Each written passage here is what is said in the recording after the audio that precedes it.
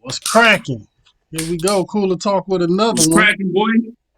Slow motion. Okay, Let's talk about man. Everything, that first game with Durant and Harden together. What's your first take on it?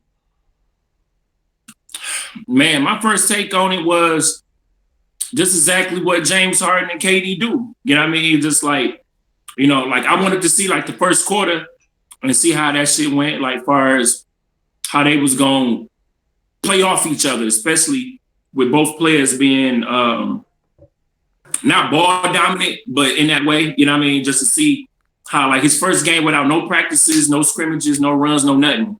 And Right. just straight up, just off the fly. Like right here was like a recreational game. You know what I mean? At the YMCA or something. So you know what I mean. But yeah, like the first game, like Durant did everything early. You saw like how he had, I think he had like one or two blocks, Mm-hmm. and my man was just picking his spots on the court. You know what I mean? Like where Right. he wanted to shoot from, he was just picking his spots. And James Harden came through in the fourth along with KD, and they just ransacked from there. You know what I mean? They would just bucket after bucket, like my turn, your turn, my turn, your turn. And James Harden was dissing that boy. You know what I mean? So at the end of the day, I just feel like, like they both played good together. They got their win.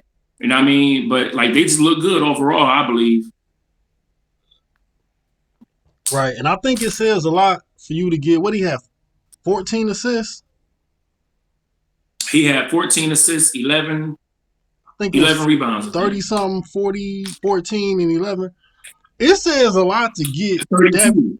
that many assists with your first time playing with Yeah, guys. You know what I'm saying? Like you don't even, and right. you could tell he was having some miscues with players, which is understandable. It's your first Yeah, time right. playing with them. Exactly.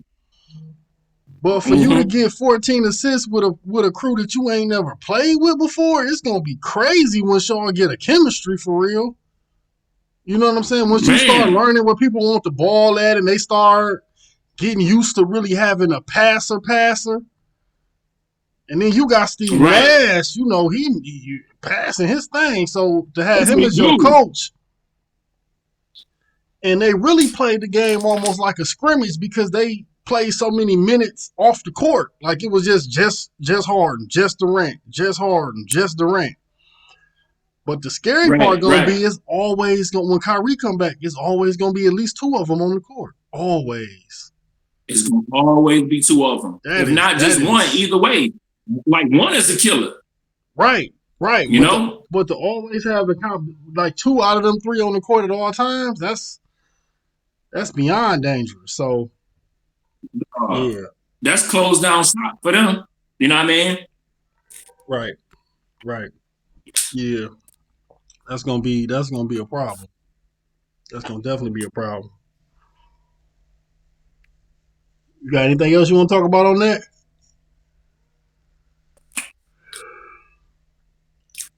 Just the fact that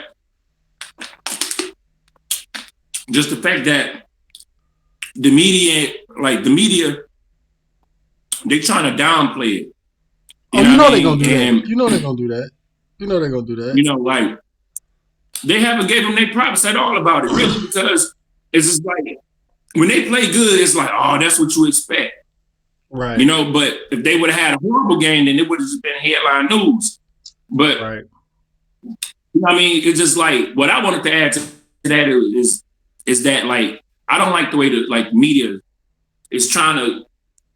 I don't know. It's like they trying to start a riff because like you see how I forgot who was that. I think it was Stephen A. Shannon. It was one of them that Right. said Kyrie went from being the butler to being Alfred. Right? Mm. Did you see that? Mm-mm. I mean, ain't that the He same said he went from thing? being Robin to being Alfred. You know what I mean? Oh, Being the Robin to butler, being pretty much. Alfred. Okay, but it's Right. like Yeah, like he went from Robin to being because it's like I look at it like this: whoever the media bad mouth, that's meaning they the biggest threat to LeBron. You know what I'm saying? right. Like Yeah. KD, for instance, the media. If hypothetically the media did get him out of Golden State, like psychologically because they talk so bad about him, It's because he the biggest threat to LeBron. He the biggest threat. You know what I'm saying? Let's say hypothetically, Giannis. Last year it was Kawhi Leonard. Yeah. They don't even talk like the Clippers. Think about it. Now that the Nets is the biggest threat to LeBron, they talk about the Clippers like they the old Clippers back in the day. The Clippers don't get no. Exactly. Clippers don't get no. Exactly. What Clippers? Exactly. Clippers. They don't even talk about the Clippers. They don't even talk about the Clippers. You know what they would be doing right now? No, they don't. They would be trying to say, well, Paul George doing don't mean nothing because until he do it in the playoffs. That's what they would be talking about. The like that's what they doing now though. They're gonna do all this talking about the Nets. No, you 100% right. They're gonna do all this talking about the Nets, and then the Clippers gonna still end up beating the Lakers in the playoffs, and it ain't gonna matter. Yeah, dog. Like they was doing that. Like it's crazy. Like how you said. Like that's a good point that you made. It's crazy now that they got a real threat, like another real threat. Mm-hmm. You know what I mean? It's like they turning their focus from the Clippers because the Clippers was ever since last year, all season, the Clippers, Clippers. It was the Clippers. Now that this went down, right? It's like the Clippers, like the redheaded stepchild. Like they don't even talk about them no more. The Clippers is Alfred. Look, the Clippers is Alfred. Right. That's for real. The Lakers is Batman when it comes to the media. The Lakers is Batman, the Nets is Robin, and the Clippers is Alfred. Like the Clippers don't even matter. But you know what? They always do that. You remember when KD went to Golden State, right? They was talking about Steph and Clay like they was that dude, but they were trying to start some type of rift between Kevin Durant and Steph. Then it was Kevin Durant and Draymond said himself. It's like they blew that out of proportion. You know what I mean? He was like, teammates get into it all the time. You know what I mean? Like, we don't see eye to eye, but we teammates and we so-called brothers. So those are the type of shit that we gonna say in the heat of battle, especially when you trying to win a chip. So it's just like what I was saying is like they always try to cause a rift. And the rift is Kyrie being the butler now, and he was Robin, and this, and trying to say like, do James Harden and Kyrie really like each other? Or is KD and Kyrie really homeboys? It's all that, man. And like you ain't see none of that when it was LeBron, Wade, and Bosh. You ain't see that. You ain't see none of that was LeBron, Kyrie, and Love. I just hate that the media just trying to go hard on Brooklyn right now. Now that they a legitimate threat, you know, and they trying to break them boys together already before they even really get a game in all three. You feel me? Right. So this is crazy. Because the difference is with like when it's a different group that get together, if one player don't put up their normal numbers, it don't work. Right? Right. But then if you look at each one of LeBron big threes, the four man didn't put up their normal numbers, right? So instead of so that way they use him as the scapegoat if it don't work. You know what I'm saying? Like that's how they swing it. Because when Love ain't put up, like he ain't gonna put up them same numbers. But if they win, it worked. Simple as that. It ain't all about stats. Right. It ain't all about stats. You know what though? You watch Undisputed, right?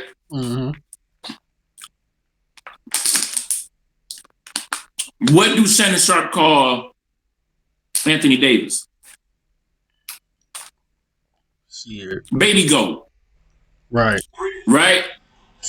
He called him baby goat. Right. He called him like he be on there calling LeBron something like this goat James and this baby goat. Right? But then when it comes to the media, even like I'm going back with Brooklyn. When Kevin Durant and Kyrie was over there, somebody got to be a Batman and somebody got to be a Robin. You feel what I'm saying? It's just like the blatant disrespect that they be angling towards teams like that. And it's like, like, man, like, I don't like that. Like, you know what I mean? Like, they always trying to start some shit, man. Like, boy, they know LeBron. Huh? Because they know that's the only chance they got is it some type of way not working. But this is what people don't be understanding. Like being like the ball dominant, doing this guy, sometimes it's by necessity. You know what I'm saying? Mm-hmm. It's a fresher breath of air when you can get a ball to somebody else and not have to be worried like, oh no, bro. Exactly. You know what I'm saying? Like, exactly. You comfortable if whoever you are, you comfortable when Kyrie got it. You comfortable when James Harden got it. You know what I'm saying? It take exactly. And what it mean is it's gonna be so much easier for them to score, and there's gonna be so much less like all that James Harden. Some things you got to think about. Like the same excuse LeBron always get is like tired. Well, you know how exhausting that is. What James Harden had to do every night in and night out. It's like I always say, you won't understand if you ain't never had to get 8 going to 12 at a regular rec run or something. You don't know what it feel like. To feel like every time the ball not in your hands, nothing gonna happen. That is exhausting. James Harden been doing that for a grip now when he been over there in Houston. You know how relieved he probably was to be able to play, to just not have a ball in his hands and something good actually happened. For sure. Two things happened in that game that probably ain't never happened in 5 years. What's that? James Harden shot a mid-range jump shot. I'm not seeing him shoot a mid-range jump shot. I don't think there's no tape on James Harden shooting a mid-range jump shot at least 2-3 years. Find me the tape of him shooting a mid-range jump shot with D'Antoni as the coach in Houston. I want to see it. Right. 2, somebody got a bucket and he ain't had shit to do with it. He could get a ball to somebody else and be like, comfortable. Like, comfortable. You know what I'm saying? Comfortable. It's like with 5 men on the court and you got 3 dynamic scorers, the opposing team, there's 5 players on the court, and Brooklyn got whoever, if they playing the Lakers, and you got 3 dynamic scorers, somebody gonna have a serious mismatch, and somebody about to get serious buckets on the other end. Like that's the thing. It's just like how I was in Miami. It was like one of the two, something like out of the 3, 2 people gonna have good games. That third person is probably gonna have an awesome game. You know what I mean? Like depending on who's guarding him at that position while they playing. And that's how it was when they was in Miami. That's why LeBron, he has so much energy to do this. I feel like what's going to sustain his career is them years where he didn't have to play all out basketball because he had big threes. So that's going to allow my man to play longer because he didn't really have to do no work for real. Let's keep it real. You know what I mean? He didn't have to do no work. Really only had battles. You're only one. You basically took the easy route to get there. So all your playoff runs wasn't real playoff runs until you got to the West. They weren't playoff runs. Right. Exactly. Right. They wasn't playoff runs. But it's just like every night somebody gonna have a cakewalk of a fucking assignment. You know what I mean? Whoever gonna be guarding them, probably he gonna be like, oh God, it could be. And what it go down to, not to cut you off, but it's like, okay, for instance, like if you look at how the Lakers guarded James Harden last year in the playoffs, right? Mm-hmm. Right. You add KD to that team. Now you can't hard double James Harden. You really can't double him at all. You can't hard. You know what I'm saying? Oh, so exactly. That's just saying. 2. Right. That's just 2. You add Kyrie to the mix, and then it's like that's one breakdown. You can't double, right? So now, whoever is the team best defender is going to be guarding, say, Durant, right? So that means James Harden, who been getting the best defender for the last 5 years, 6 years, is going to get the second best defender, right? Yeah. Or hypothetically, or whatever, Kyrie or Harden. Kyrie going to get the third best defender. And we talking about 3 players can't nobody guard. So you could put Just for argument's sake, let's just say Kawhi is the best defender in the NBA, right? He still get like one-on-one. He can't guard none of them. He can make it tough for him. He might make, you know what I'm saying? He can make them work, but he can't just, it ain't no locking them up. So now ain't no locking them up, right? You don't even know who the third best defender is on most teams. You barely know who the one. Most teams they got one defender you can really name. Exactly. And another thing is, ain't nowhere for nobody to hide.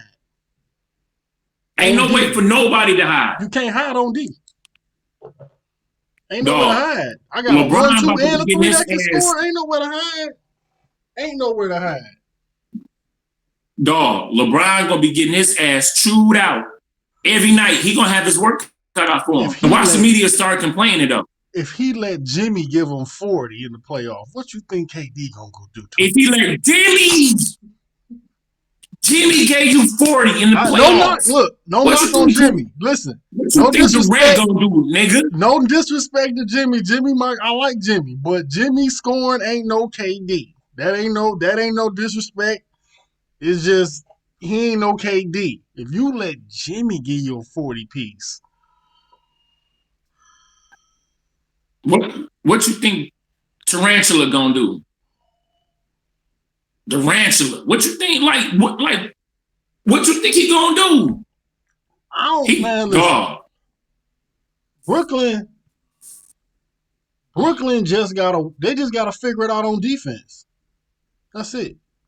That's it. Like that's the only thing. They gotta get their assignments. They gotta figure out their rotations. But that's what's gonna come with time.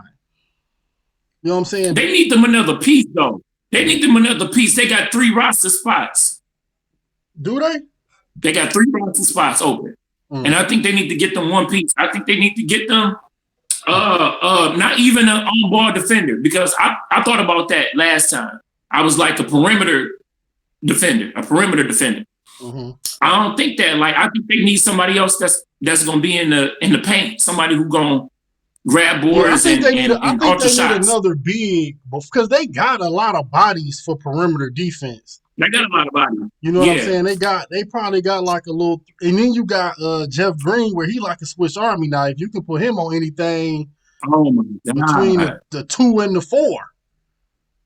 So between dog. So Jesus. You got him.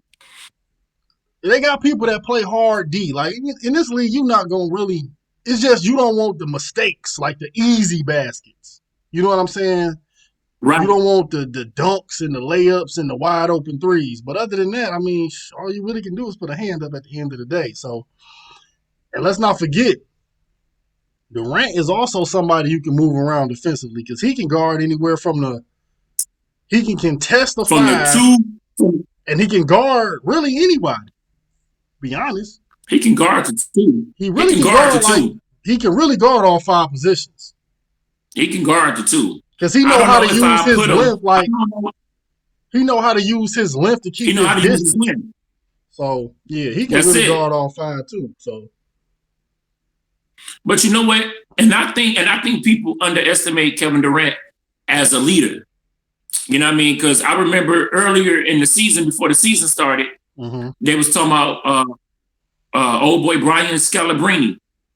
He was saying that Kevin Durant isn't a leader, or he don't make players around him better, right? And that's so overrated, dog, because it's like they get on my nerves when they talk about don't make players around him better. And y'all they go. He don't make nobody around him better. That's why usually, like, the good players that he played with, they don't top off at the same numbers that they had when they was with the previous team that they was with. I feel like because they didn't exaggerated that skill set so much that they don't want to like let nobody else eat off of that, because they done made it like it's just such a high level thing. Like, dude, if I can get a bucket, I can draw a double team, I can make somebody open, I can get somebody open. That's all it is. Right. That's all it is. It's not rocket science. It's you can't guard me. When I get in my bag, you gonna have to adjust. Either you gonna let me have this layup line, or you gonna rotate. Once you rotate, somebody's open, And whether I get the assist or the hockey assist, which most people is too dumb to realize, even if I make the first offensive move, boom, first pass, no way they take 3 passes and I don't get the assist, I still created that shot. Regardless. Yeah, exactly. So, right. So how Durant don't make people around him better? Like, that's what I don't understand. But the crazy part is, like I said, when he was in OKC, they were saying Kevin Durant made players around him better and Westbrook didn't. Right? It's whoever they want to. But now all of a sudden, since he got this black cloud over him because he didn't beat LeBron already in the finals, he the black sheep of the now NBA. He's not a leader. Yeah, like now he don't make nobody around him better. But y'all wasn't saying that at the beginning of his career when he was in OKC. You feel me? Because Westbrook was the villain. They were trying to make Westbrook the villain, and it was like, let's slam him in the media. And they had to big up Kevin Durant. But now since this shit went down and he beat up on a false prophet king or whatever, all of a sudden you already see how the shit's starting to be. So man, like that's just funny how the media is. Like it's just crazy to me. It's crazy. Yeah, they like to twist their narratives, bro. You know that. They like to twist their narratives. Yeah, man. Crazy. I think the Nets is about to be like you said, I think they need to find some more big bodies. You know what I'm saying? Right. If they could try to weasel JaVale from Cleveland. Man, that's the move. If they could weasel JaVale, JaVale or Drummond. I think I'd rather have JaVale though. I don't know. Who would you rather have, JaVale or Drummond? You know what? JaVale. I'll take JaVale. Because I'll take JaVale. I want one man trash as another man's treasure. Don't be acting. Don't be trying to. Because I'll be looking at it from like a deeper, like, okay, they go mess around and let's say hypothetically they beat the Lakers in the finals, right? But I don't want to hear all that. Y'all threw him out. Don't say what we had. Right. And y'all threw him out and act like it ain't matter. No. Nope. Right. But you know what? JaVale McGee is way more active than Drummond. You know what I mean? Like, yeah. I want activity. Drummond gonna get you boards, but Drummond ain't finna be just throwing those shots because like he not Drummond kind of like he don't cover the ground that JaVale McGee cover. Like no, that wildness that JaVale McGee. It's like he gonna pick up some bonehead fouls, but you want him to play like that because he gonna pick up some fouls, but he gonna throw some people's shit off the glass too. Exactly. You know what I'm saying? He gonna pin a lot of them. He gonna pin and alter. How tall is he? 7'1", 7'2"? I think so, something like that. Man, dog, I take it all day. Is Drummond even a legit 7-footer? I think he like 6'11", 6'10". I think so. But either way, I feel like JaVale McGee longer and way more athletic than Drummond. Way more athletic, yeah. But like that's what I'm saying. His activity, Drummond more like he cover more ground. Yeah, he agile. And he can hold his own on that pick and roll. Like if you put him up on, you know what I'm saying. You can't just put a guard. You can't just switch him on a guard and that's a bucket. Yes, right. Yeah. Portland found that out. So block party. Who? Portland. Oh yeah, for sure. Yeah, man. Poor CJ and Dame couldn't get a layup to save their life. Man. It's all mid-range and threes. They was out here volleyballing nigga shit. Throwing that shit. You know what I mean? But man, what I was gonna talk about, I was gonna tell you about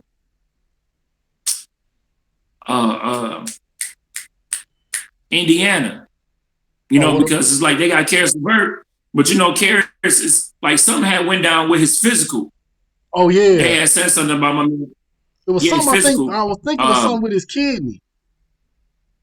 Yeah, I think it was. Yeah. I think it was. So, you know what I mean? Like that's kind of a bummer a little bit because like you end up making this trade for this good player and now like you ain't even gonna have all your pieces out there. And Indiana been looking good so far earlier Right, early but in the I heard season. it. I heard they was looking at it like a blessing in disguise because if he wouldn't have got traded, they wouldn't have found out about it. So it could have been something that was right, ongoing.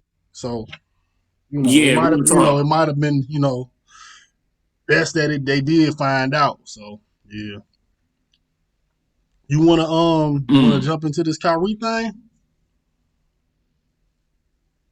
I heard something about it. Like you gonna have to put me all the way up on That the time that he been taking off from the team, he been doing community service. Okay. And he didn't bought somebody a house. Wow. All of that. So yeah, he been giving back. Like he out here really working in the community. Yeah. He out here putting his works in. Yeah. Yeah. So yeah, that's what he been doing. So. Man, like my opinion on it is, man, I think that's wonderful. I think that's lovely. Like when you got a player that's like that, that's, it's like how he said before. He was like that. He an artist. That's what he called himself, an artist. Because basketball is an art. That's what he do. You know what I mean? Like he playing on the court. But off the court, it's just like he really care about his community. You know what I mean? And I don't see nothing wrong with that. That's why, like, Stephen A. Smith came out a couple days ago or whatever, and was talking about he should retire. Or all these people that's in the media always got something bad to say, but the exact reason why he mad and the exact reason why he out here doing these works is because the same things that LeBron is speaking up on. LeBron can bring it to the media all day long, but other players can bring it to the media all day long and talk about what's not right and injustice and you doing this and you saying that, but you ain't putting no action behind it. Yeah, and Kyrie out there actually putting. He bought George Floyd family a house. Wow. That's what but why they ain't talking about that in the media? Why they ain't talking about that in the media? That's what That's crazy, man. I found that out with on Ticket TV this morning. You know what I'm saying? Shout out to Ticket. But yeah, that's who put me up on that, saying that he bought, they family a house. I had to make sure I had the name right before I just said it. But yeah, that's what he been doing. You know what I'm saying? And it's crazy how like the media trying to take it and make it like it's an issue with the team or whatever. But I look at it like when you look at it from a glass half full situation, like this could actually be building a bond with his team because if I am finding you information, you know what I'm saying? Like I don't want nobody to know this, but this is what I'm about to be doing, right? And y'all uphold, like no matter how the media going, y'all uphold my secret because I don't want it out. That build trust. You know what I'm saying? So while they trying to act like it's a rift with the team, really they bonded. Because if I, you know what I'm saying? Like if I tell you, you know what I'm saying? It's like what Fab say. Don't tell me what somebody said about me. Tell me why they feel comfortable telling you. You know what I'm saying? Like I got my secret and my team, my team, my coach, my whole organization, they not giving it out. So that's gonna really make them closer. Dog, I agree 1,000%. Dog, I never looked at it like that. And I feel like that's a well educated guess right there. You know what I mean? Because like even if you like pay attention to like Kevin Durant in the he don't care enough about the media to fake away or whatever, but you could just tell he cool. Like I'm all worried about like don't worry about it. Ain't like why y'all asking me? It don't matter. Like we good. Like we good. We good. Right. We good. Don't worry about it. Good. We ain't gonna tell you what's going on, but we good. Like right. Like he don't even want to talk about it. Like ain't none of y'all business what's going on, but we good though. You know what I'm saying? Like right, but we good. Right. Exactly. But like like that's the one thing I can tell the whole time is like Kevin Durant. Every time like they ask him about Kyrie or whatever, it's like he be having a look kind of like he irritated. You know what I mean? Like, man. Because you know why? So, because it's irritating when somebody want to know somebody's business. You know what I'm saying? Yeah. Like if somebody asking me somebody's business that I mess with, it's irritating because it ain't none of your business. Like, don't ask me about it. It ain't your business. See, look, like the crazy part is like they always try to sit there. See, it's a double fold. Like they always try to sit there and say, like, you know, like your team should be bonded like a family. Like, don't be letting inside secrets out, right? But if it was a guy who was like that was letting out secrets and shit, but then you would be going ham on the nigga, right? Talking like they don't got no structure or no trust amongst each other. You know what I mean? So, you know, like I said, like Kyrie doing the right thing, man. Like I like exactly what he doing, and if he doing all that for George Floyd's family and doing stuff in the community, trying to help out and really trying to work and do this social justice type of thing. Yeah, you know what I mean? Doing it in the field, though. You know what I'm saying? Doing it in the field. But doing it in the field. Right, you doing it in the field. Talking don't you about fix nothing. Like actions, you know what I'm saying? Going out with there and doing like we don't know. And look, that's just what we found out. You know what I'm saying? Through the grapevine. We still don't know what all that man is doing and has decided to do and got going on. We don't know everything he's doing. You know, I say more power to him. So, you know. Hey, he doing just like the Migos, you know what I mean? Walk it like you talk it. Walk it like you talk it. That's it. You know what I mean? You gotta walk it like you talk it, baby. You know what I mean? So facts. You know, but yeah. Facts. Real talk. For sure. I think we're gonna sum that up right there. And shoot. All right, for sure, man. See y'all again with another one. Like, subscribe, again, be back.